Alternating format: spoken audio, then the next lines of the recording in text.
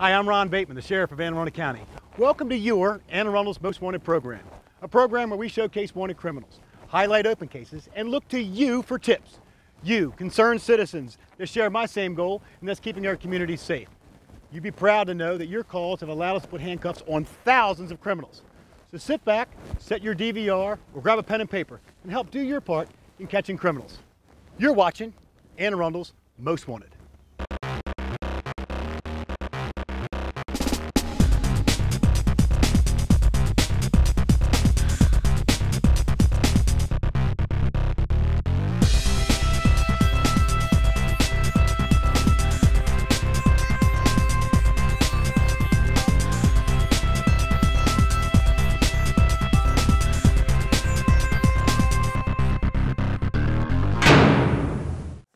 Okay, folks, our friends from the Anne Arundel County Police were unable to make today's taping, so I will read their wanted subjects. So first I have Garrett Dwayne Hinbaugh. On November the 20th, 2017, officers responded for the report of a residential burglary in the 600 block of Hallmark Drive in Glen Burnie. The victim left the house at 10 a.m. and returned at 8:30 that evening to find that his house had been broken into and items stolen. Missing from the residence was $5,200 in cash and a Toshiba laptop. Through the investigation and by physical evidence left at the scene, detectives were able to identify Hinbaugh as the person who broke into the home.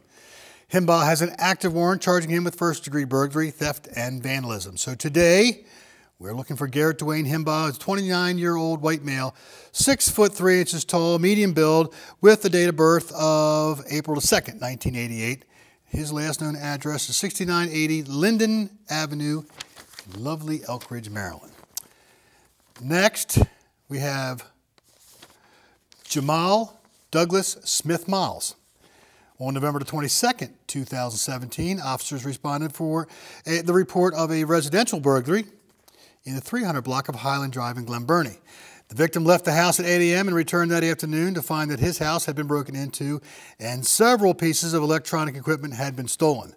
And among those items taken in the burglary included 2 game consoles, a laptop, and peripheral items having a total value of over $1,200.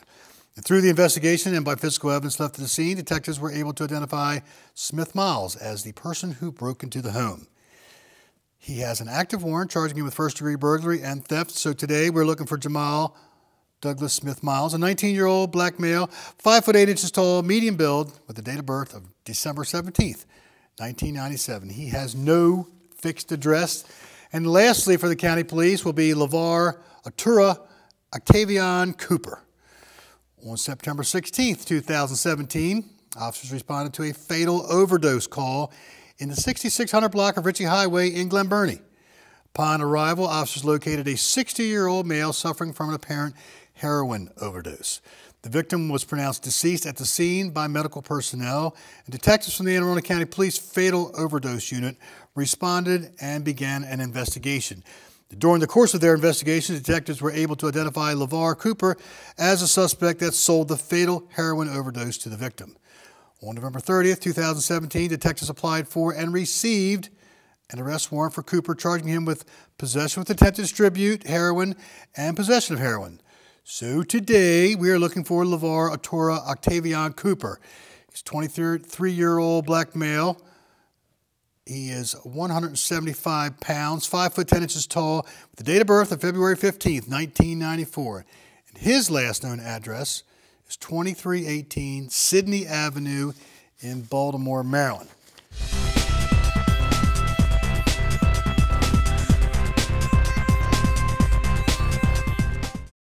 And another regular guest on our show, Corporal Amy Megath from the Annapolis Police Department. Welcome back to the show, Amy. Thank you, Sheriff. Who'd you bring for us? I've got 3 today. The first one is Mariquin Ysidro. His date of birth is August 8th of 1985. He's a Hispanic male, 5 foot 4 inches tall, weighing 160 pounds, with black hair and brown eyes. His last known address is 9 Juliana Circle in Annapolis, and he has a warrant for failing to appear in court for an open container of alcohol charge. This warrant stems from an incident on October 23rd of 2008 when officers were patrolling Truxton Park when they observed several Hispanic males on the basketball court with open containers of alcohol. Mariquin Ysidro was cited for having an open container of alcohol in a public area He failed to come to court for this charge and a bench warrant was issued. Second subject is Timothy Joseph McGee. His date of birth is January 14th of 1958. He's a Caucasian male, 6 foot 3 inches tall, weighing 260 pounds with blonde hair and blue eyes. His last known address is 206 Acadia Road in Waldorf, and he has a warrant for 2 counts of possession of narcotics with intent to distribute, 2 counts of possession of CDS, and driving or attempting to drive while impaired by drugs and or alcohol, and driving or attempting to drive while impaired by a controlled dangerous substance, along with other traffic charges. On October 22nd of 2017, officers responded to Porter Drive and Baldridge Road for a report of a subject in a vehicle parked in the middle of the road. The officer found the vehicle in the middle of the road moving very slowly on the roadway. The officer activated the emergency equipment and the driver stopped the vehicle. The driver was identified as Timothy McGee. McGee was acting strangely and did not respond to the officer. He put the vehicle in reverse and let go of the steering wheel, and the vehicle started reversing slowly down the road.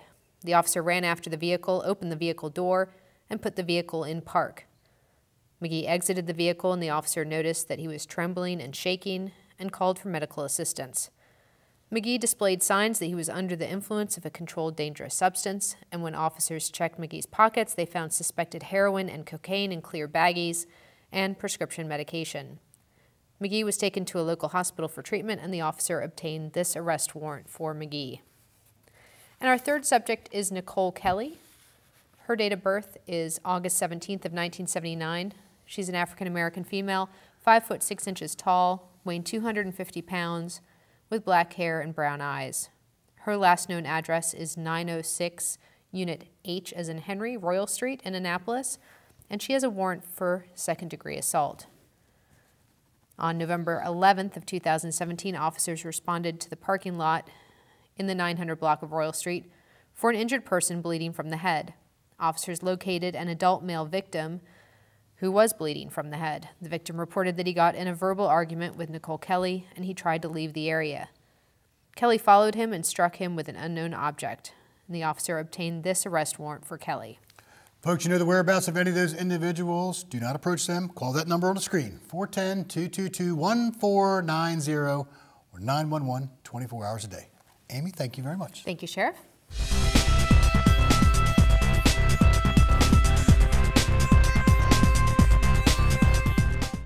And of course, everyone recognizes our next guest, Detective Sergeant Ed Eicher from the Maryland State Police, Glen Burnie Barracks. Welcome back to the show, brother. Thank you, sir. Who'd you bring for us? We got 4 today. 2 are actually the same case.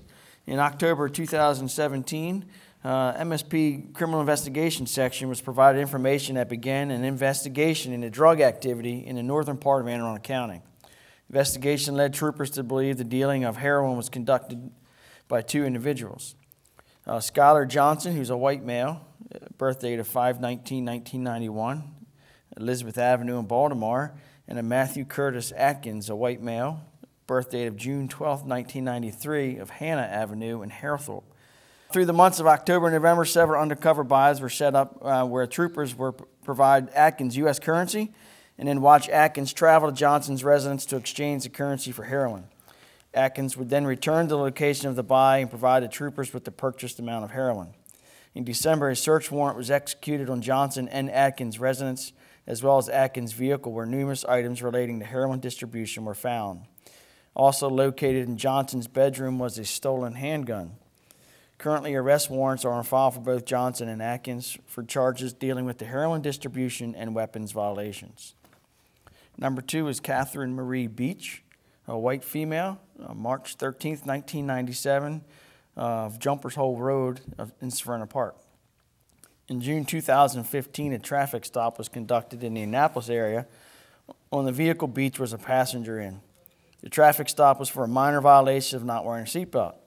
During contact with the driver and the occupants, it was noted all persons were acting suspiciously within the vehicle.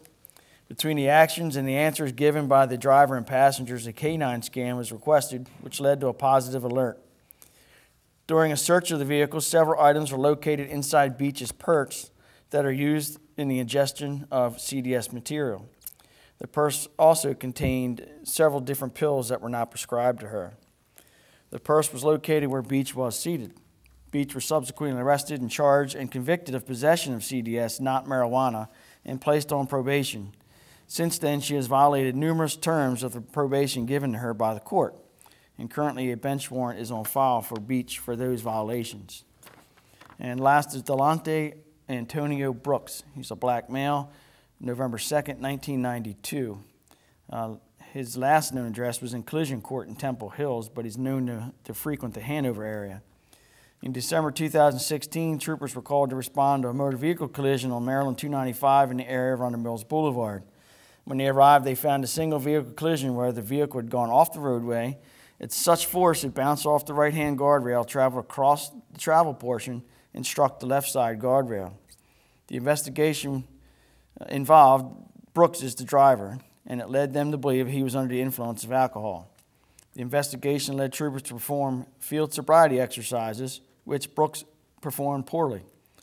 Brooks was arrested and offered a breath test, which showed he was intoxicated at the time of test and crash. He was charged with DUI and related traffic charges and given a court date in April 2017, which he had failed to appear for.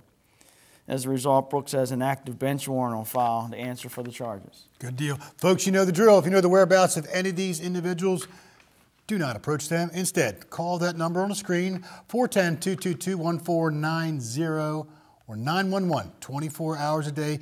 Keep those calls coming in because your tips are definitely paying off. Sergeant, thank you, brother. Thanks, sir.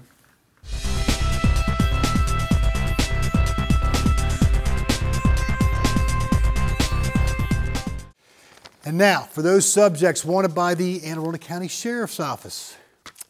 First, we are going to talk about Derwin Stefan Skipper. Now, in November 2017, a county police officer on patrol was conducting routine business checks along Route 198 in Laurel.